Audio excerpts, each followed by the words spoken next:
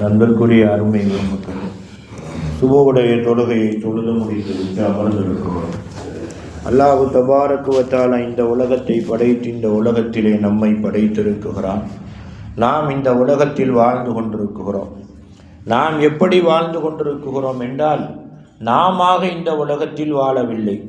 நம் போன்ற மனிதர்கள் இருந்தாலும் கூட கொள்கையிலே மாறுபட்ட மனிதர்களுக்கு மத்தியிலே வாழ்ந்து கொண்டிருக்கிறோம். நாம் எப்படி வாழ்ந்து கொண்டிருக்கிறோம் என்றால், இஸ்லாமியர்களாக வாழ்ந்து கொண்டிருக்கிறோம். நம் போன்ற மனிதர்களிலேயே இஸ்லாத்தை ஏற்றுக்கொள்ளாதவர்களும் இருக்குகிறார்கள். இறைவனே இல்லை என்று சொல்லக்கூடியவர்களும் இருக்குகிறார்கள். இறைவனை ஏற்றுக்கொண்டாலும் கூட ஒரு இறைவன் அல்ல, பல இறைவன் உலகத்தில் இருக்குகிறான். யாரை வேண்டுமென்றாலும் எந்த நேரத்தில் வேண்டுமென்றாலும் வணங்கிக் கொள்ளலாம் என்று வாழக்கூடிய மனிதர்களும் இருக்குகிறார்கள். இப்படியா கொண்டவர்களுக்கு மத்தியிலே நாம் வாழ்ந்தாலும் கூட, அன்பிற்குரியவர்களே, நாம் தான் நல்லவர்களா? நம்மளே தான் நல்லவர்கள் இருக்குகிறார்களா? நம் அல்லாத மாற்று மதத்திலே இறைவனை ஏற்றுக்கொண்டவர்களாக இருக்கட்டும், பல பேரை வணங்கக்கூடியவர்களாக இருக்கட்டும், இறைவனே இல்லை என்று சொல்லக்கூடியவர்களாக இருக்கட்டும், இவர்களிலே நல்லவர்கள் இல்லையா என்றால், அன்பிற்குரியவர்களே, இஸ்லாம் என்றைக்கு இறக்கப்பட்டதோ அன்றில் இருந்து இன்று வரைக்கும் என்ன, கியாமத்து நாள் வரைக்கும் இஸ்லாம் யாரின் மூலமாக பாதுகாக்கப்படுகிறது தெரியுமா? இஸ்லாமும் இஸ்லாமியர்களும் யாரின் மூலமாக பாதுகாக்கப்படுகின்றார்கள் தெரியுமா? ஏன்னா இஸ்லாமியர்களால் பாதுகாக்கப்படல. இஸ்லாம் அல்லாத முனாஃபிக்குகள், முஷ்ரிக்குகள், காஃபிர்கள், இவர்களால் தான் இஸ்லாமியர்களும் இஸ்லாமியமும் பாதுகாக்கப்பட்டு கொண்டிருக்கிறது. உதாரணத்திற்கு ஒன்றை நான் உங்களுக்கு சொல்ல வேணுமே, ஆனால் பலதை சொல்லலாம். அதாவது, மூசா அலைஹிஸ்ஸலாத்தை ஃபிரௌன் வெட்ட வேணுங்கிறாரு. ஏண்டா இந்த குழந்தை என்ன செய்யலாம், எனக்கு எதிரியாக வரலாம்னு. இது பச்சிலம் குழந்தை, இதுக்கு எதுவுமே தெரியாது அப்படின்னு யார் தான் காத்தா? ஃபிரௌனுடைய மனைவி ஆசியா மாதே மூசா அலைஹிஸ்ஸலாத்தை பாதுகாத்தான். அன்பிற்குரியவர்கள், நன்றாக எண்ணி பாருங்கள். இப்ராஹிம் அலைஹிஸ்ஸலாத்தை என்ன செய்தார்? தகப்பன் என்ன செய்தார்? நான் வணங்கக்கூடிய இறைவனை நீ வணங்காவிட்டால், அப்படி ஒரு கால் உன்னை தண்டிக்க வேணும் என்று இருந்தால், முதலிலே தண்டிக்கக்கூடியவன் யாராகத்தான் இருக்க முடியும்? நானாகத்தான் இருக்க முடியும். இப்ராஹிம் அலைஹிஸ்ஸலாமுடைய தகப்பனார். நூஹ் அலைஹிஸ்ஸலாமுடைய மனைவி நூஹ் அலைஹிஸ்ஸலாத்துக்கு எதிரியாக இருந்தார்கள். லூத் அலைஹிஸ்ஸலாமுடைய மனைவி லூத் அலைஹிஸ்ஸலாத்துக்கு பயங்கரமான எதிரிங்கிறத விட ஈமானை கொள்ளல. அதே நேரத்தில் அன்பிற்குரியவர்களே, அவர்களெல்லாம் கணவர்களை கொலை செய்தார்களா? கொஞ்சம் உள்ள போய் பார்த்தோம்னா, ரசூல் ஸல்லல்லாஹு அலைஹி வஸல்லம் காலத்திலே, நம்மளுடைய காலத்திலேயே ஹசன் ரலியல்லாஹு தஆலா அன்ஹு அவர்களை யார் கொண்டார்கள் தெரியுமா? ஹசனுடைய மனைவி தான் கொண்டார்கள். எதிரிகளுடைய சொல்லை கேட்டு யசீதுடைய குருப்பனுடைய சொல்லை கேட்டுக்கொண்டு பால்ல என்னத்தை கலந்து கொடுத்தாங்க? பளிங்கியை கலந்து கொடுத்தாங்க. பளிங்கியை அரைச்சு, கண்ணாடியை அரைச்சு ஹுசைன் ரலியல்லாஹு தஆலா அன்ஹு அவர்களுக்கு பாலிலே கலந்து கொடுத்தார்கள். யாரு? ஹசன் ரலியல்லாஹுடைய மனைவி. ஹசனுடைய மனைவி தான் யாரை கொண்டாங்க? ஹசனை கொண்டார்கள். இப்படி இஸ்லாத்திலேயே என்ன, இஸ்லாத்தை அழிக்க வேண்டும் என்று நினைக்கக்கூடிய இவர்கள் மூலமாகவே அல்லாஹ் என்ன செஞ்சிருக்கான்? அதிகமானவர்களை, இஸ்லாமியர்களையும் காப்பாற்றிருக்கான், இஸ்லாத்தையும் காப்பாற்றிருக்கான். அதுதான் இன்னைக்கு கூட நடந்துகிட்டு இருக்குது. நமக்கு எத்தனையோ பிரச்சனைகள் நம் சமுதாயத்துக்கு. இதற்கெல்லாம் யார் குரல் கொடுக்குறா? சட்டமன்றத்திலே, பாராளுமன்றத்திலே கொடுக்கக்கூடிய ஒரு முஸ்லீம்கள் மாத்திரமா? முஸ்லீம்களை விட காஃபிர்கள் தான் அதிகம் குரல் கொடுக்குறாங்க. இப்போ விஷயத்துக்கு வந்துருங்க.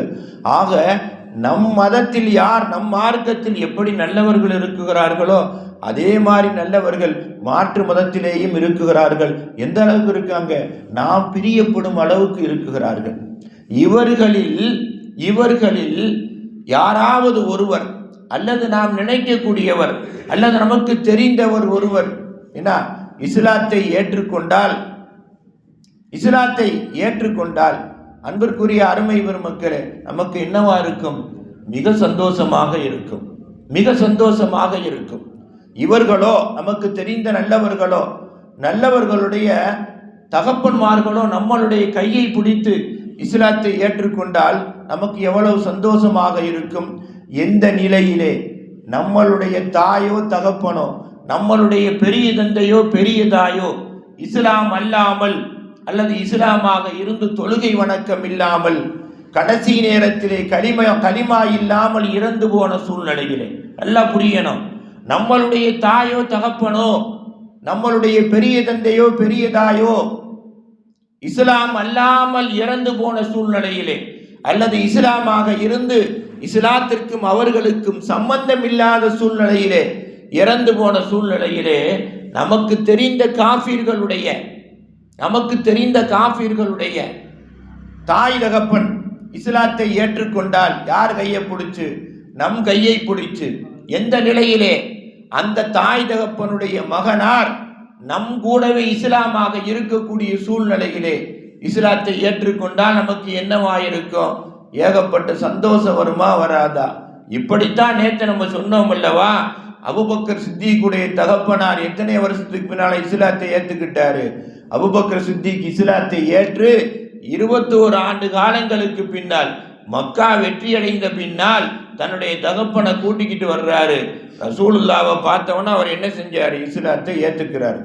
இஸ்லாத்தை ஏற்ற உடனேயே இருந்த சகாபாக்கள் 1,00,000, இருந்த 10,000 சகாபாக்கள் 10,000 சகாபாக்களும் என்ன செய்யறாங்க?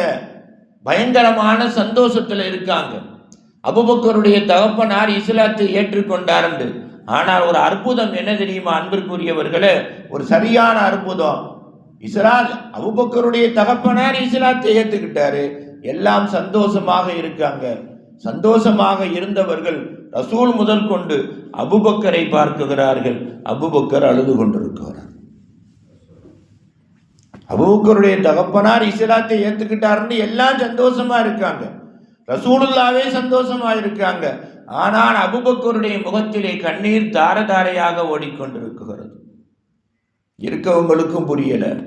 ரசூல் ஸல்லல்லாஹு அலைஹி வஸல்லம் கேட்கிறாங்க, யா அபூபக்கர் லிமாதா தபுக்கி வ அபூக்க யுக்பிலுல் இஸ்லாம, இஸ்லாத்தை உன் தகப்பன் ஏற்றுக்கொண்ட சூழ்நிலையிலே நீ எதற்காக அழுகின்றாய்? உன் தகப்பன் இஸ்லாத்தை ஏற்றுக்கிறோம் தானே இத்தனை வருஷமா அழுதுகிட்டு இருந்த? இந்த 21 வருஷமா உன் தகப்பன் இஸ்லாத்தை ஏற்றுக்கொள்ள வேணும் என்று தானே அழுது கொண்டிருந்தாய்.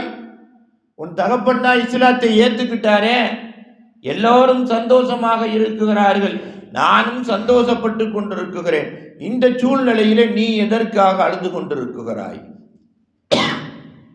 அபூபக்கர் சித்திக் அழுகையை நிப்பாட்டிட்டு சொல்றாங்க, யா ரசூலல்லாஹ், என் தகப்பனுக்கு இஸ்லாத்தை கொடுண்டு நான் கேட்ட இத்தனை துவாக்களையும் அல்லாஹ் ஏற்றுக்கொண்டு என்ன செஞ்சிட்டான்?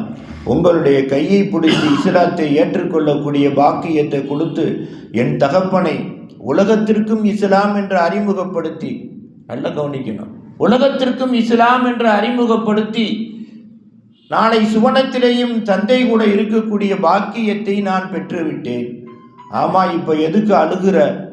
அபூபக்கர் சித்திக் சொல்றாங்க, உங்களுடைய கையை பிடித்து இத்தனை பேர்கள் இஸ்லாத்தை ஏற்று சொர்க்கவாதியாக இருந்த சூழ்நிலையிலே உங்களுடைய தகப்பனார் அபூ தாலிப் இஸ்லாத்தை ஏற்றுக்கொள்ளவில்லையே.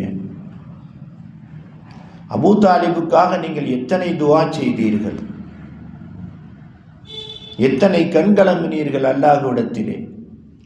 அபூ தாலிப் உயிர் போகின்ற சூழ்நிலையிலே கூட போய் கலிமா சொல்லுங்கள் என்று கலிமா சொல்லி கொடுத்தீர்கள் அல்லவா? அவர் இஸ்லாத்தை ஏற்றுக்கொள்ளவில்லையே, என் தகப்பனும் அபூ தாலிபும் ஒன்றா? திருப்பி அழுகிறாங்க அபூபக்கர். என் தகப்பனும் அபூ தாலிபும் ஒன்றா? அபூ தாலிபு உங்களை மாத்திரம் பாதுகாக்கல, இஸ்லாத்தையும் பாதுகாத்தார். இஸ்லாத்தையும் பாதுகாத்தார்.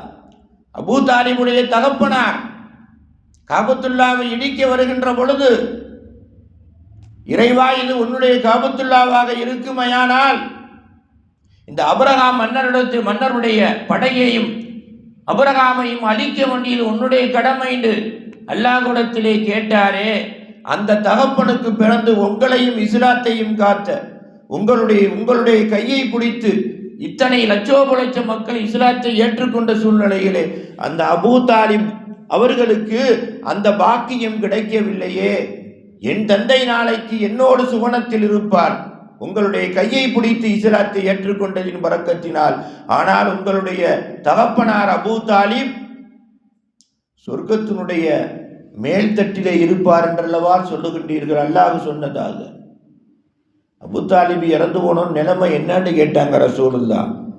அல்லாஹ் சொன்னா சுவர்க்கத்துடைய நரகத்துடைய மேல்தட்டிலே இருப்பார். நரக ஒரு சட்டிக்கு உள்ள கிடந்தா என்ன, சட்டிக்கு மேலே ஒரு தட்டை வச்சு அதில் உட்கார வச்சா என்னங்க, சட்டிக்குள்ள சுடக்கூடிய சூடு மேலே தானே வரும். அதைத்தான் ரசூல் ஸல்லல்லாஹு அலைஹி வஸல்லம் இடத்திலே அபூ தாலிப் கேட்டார், அபூபக்கர் கேட்டார்கள், என் தந்தைக்கு கிடைத்த பாக்கியம் உங்களை வளர்த்து ஆளாக்கிய உங்களுடைய பெரிய தந்தைக்கு கிடைக்கவில்லையே, நாளை அவர் நரகத்தினுடைய மேல்தட்டிலே அல்லவா இருப்பார், நம்மளோடு இருக்க மாட்டாரே. ஆனால் உங்களை பிடித்து இஸ்லாத்தை ஏற்றுக்கொண்ட எனக்கு என் தந்தைக்கு இஸ்லாத்தை கொடுன்னு 21 வருஷமா கேட்டனே, அல்லாஹ் இஸ்லாத்தை கொடுத்துட்டானே, ஆனால் உங்களுடைய தகப்பனாருக்கு கொடுக்கவில்லையே, அதை நினைத்துத்தான் நான் கண்ணீர் வடிக்குகிறேன். என் தந்தை இஸ்லாத்தை ஏற்காமல் போயிருந்தால் கூட பரவாயில்லை, ஏனென்றால் நான் இஸ்லாம் ஆவதே என் தந்தை விரும்பவில்லை, நான் இஸ்லாமாக வாழுவதையே என் தந்தை விரும்பவில்லை. ஆனால் தான் முஸ்லிம் ஆகாவிட்டாலும் நீங்கள் சொல்லக்கூடிய மார்க்கத்தை அபூ தாலிப் ஏற்றுக்கொண்டார். அந்த மார்க்கத்திற்கு துணையாக இருக்கிற உங்களுக்கே அரணாக இருந்தாரே அபூ தாலிப், அவர் இறந்ததால் தானே மக்காவை விட்டே ஓட வேண்டும், மக்காவை விட்டே போக வேண்டும் என்று நினைத்தீர்கள். அவர் இறந்ததால் தானே உலகத்தில் இருந்து என்ன செய்ய போகிறோம் இனி என்று நீங்கள் நினைத்தீர்கள். அந்த அபூ தாலிப் புனிதமான மாமனிதருக்கு ஹிதாயத்து கிடைக்கவில்லையே, அதை நினைத்துத்தான் என் கல்பு கண்ணீர் வடிக்குகிறது. அந்த கண்ணீர் என் கண்ணின் மூலமாக வெளியேறி கொண்டிருக்கிறது. அப்பதான் ஸல்லல்லாஹு அலைஹி வஸல்லம் சொன்னாங்க, அபூ தாலிப், அபூபக்கர், நீங்கள் அழுததை விட என் பெரிய தந்தை அபூ தாலிபுக்காக நான் எவ்வளவோ அழுதேன். ஆனால் என் தந்தைக்கும் உங்களுடைய தந்தைக்கும் மத்தியில் என்ன வித்தியாசம் தெரியுமா? என் தந்தை வேறு, உங்கள் தந்தை வேறு. என்ன வேறு தெரியுமா? உங்கள் தந்தை இஸ்லாத்தை புரிந்து வந்து ஏற்றுக்கொண்டார். என் தந்தை இஸ்லாத்தை புரிந்தும் கூட கௌரவத்திற்காக, இந்த உலகத்துடைய கௌரவத்திற்காக ஏற்க மறுத்து விட்டார். ஆகையினால் தான் உங்கள் தந்தைக்கு என் மூலம் ஹிதாயத்து கொடுத்த அல்லாஹ் என் தந்தைக்கு என் மூலம் ஹிதாயத்து கொடுக்காமல் என்னிடத்திலே கூப்பிட்டு சொன்னான், லா தகுதி மன் அஹ்பப்த முஹம்மதே, யாராக இருந்தாலும் அவரவர் விரும்பாமல் என்ன செய்ய முடியாது, அவரவர் விரும்பாமல் என்ன செய்ய முடியாது, இஸ்லாத்தை கொடுக்க முடியாது, உங்களால் அவருடைய கல்புக்குள்ளே நுழைக்க முடியாது. அபூ தாலிப் இஸ்லாத்தை விரும்பவில்லை, உலகத்துடைய கௌரவத்தை பார்க்குகிறார். உண்மையை புரிந்தும் கூட உலகம் கேவலமாக பேசும் என்று நினைக்குகிறார். அப்படின்னு அல்லாஹ் எனக்கு சொன்னான். ஆகையினால் உங்கள் தந்தை கல்பால் இஸ்லாத்தை ஏற்று என் கையை பிடித்து கலிமா சொல்லிருக்கிறார். என் தந்தை மனதால் இஸ்லாத்தை ஏற்றார். கல்பால் என்ன செய்யற அபூ தாலிபு இஸ்லாத்தை ஏற்க வேண்டும் என்று நினைக்கிற. ஆகையினால் அவர் இஸ்லாம் இல்லாமல் இறந்து போனார். ஆகையினால் உங்கள் தந்தை நாளை சுவனத்திலே நம்மோடு இருப்பார், என் தந்தை நரகத்துடைய மேல்தட்டிலே இருப்பார். இருந்தாலும் என் தந்தைக்காக கியாமத்து நாளிலே கூட நான் என்ன செய்வேன், அல்லாஹ்விடத்திலே வாதாடுவேன் அப்படின்னு அருமை நாயகம் ஸல்லல்லாஹு அலைஹி வஸல்லம் அவர்கள் அபூபக்கருடைய அழுகைக்கு என்ன சொன்னாங்க, பதில் சொன்னாங்க. ஆகையினால் அன்பிற்குரியவர்களே, எந்த நியாமத்து நம்மளை சுற்றி இருந்தால், எல்லா நியாமத்தும் நம்மளை சுற்றிட்டா இருக்கு, நேற்று கூட சொன்னேன்.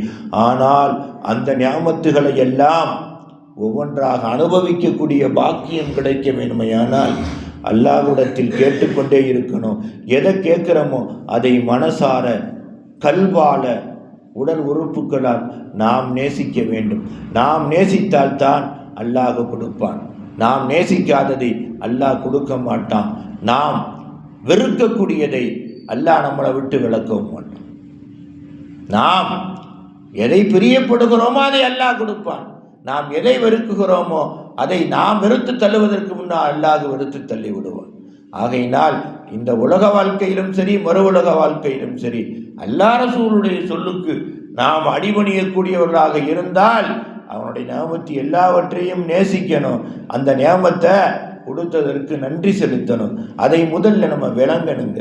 இதுதான் நல்லவர்கள், பெரியவர்கள், நன்மாராயம் கூறப்பட்டவர்கள் என வாழ்ந்த இந்த உலகத்தினுடைய வாழ்க்கை. இதே வாழ்க்கை நம்மளுடைய செயல்பாட்டிலேயும் வறுமையானால் உலகம் அல்ல, எல்லா உலகமும் நமக்கு அடிமை. நாம் யாருக்கும் அடிமையாக இருக்க தேவையில்லை. இதுதான் இஸ்லாம் சொல்லி காட்டக்கூடிய வழி. இந்த வழியை பின்பற்றினால் இந்த நாள் அல்ல, நம் வாழ்வில் சந்திக்கும் ஒவ்வொரு நாளும் இறை வசந்தம் நம்மளை தேடி வரும் என்பதிலே சந்தேகம் இல்லை.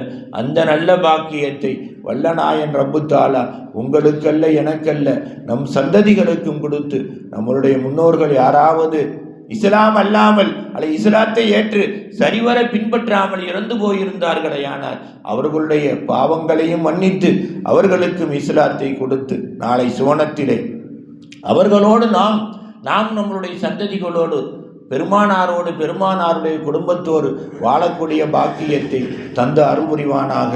வாகிரதவானா அல்ஹம்துலில்லாஹி ரப்பில் ஆலமீன். ரப்பனா ஆத்தினா ஃபித் துன்யா ஹஸனா வ ஃபில் ஆகிரத்தி ஹஸனா வ கினா அதாபன்னார். வ ஸல்லி அலன் நபி சய்யிதினா வ நபீனா மௌலானா முஹம்மதின் வ அலா ஆலிஹி வ ஸஹாபிஹி அஜ்மஈன் பிரஹ்மதிக யா அர்ஹமர் ராஹிமீன். வல்ஹம்துலில்லாஹி ரப்பில் ஆலமீன். ஸல்லல்லாஹு அலா முஹம்மத் ஸல்லல்லாஹு அலைஹி வஸல்லம். ஸல்லல்லாஹு அலா முஹம்மத் ஸல்லல்லாஹு அலைஹி வஸல்லம். ஸல்லல்லாஹு அலா முஹம்மத் யா ரப்பி ஸல்லி அலைஹி வஸல்லம். அஸ்ஸலாமு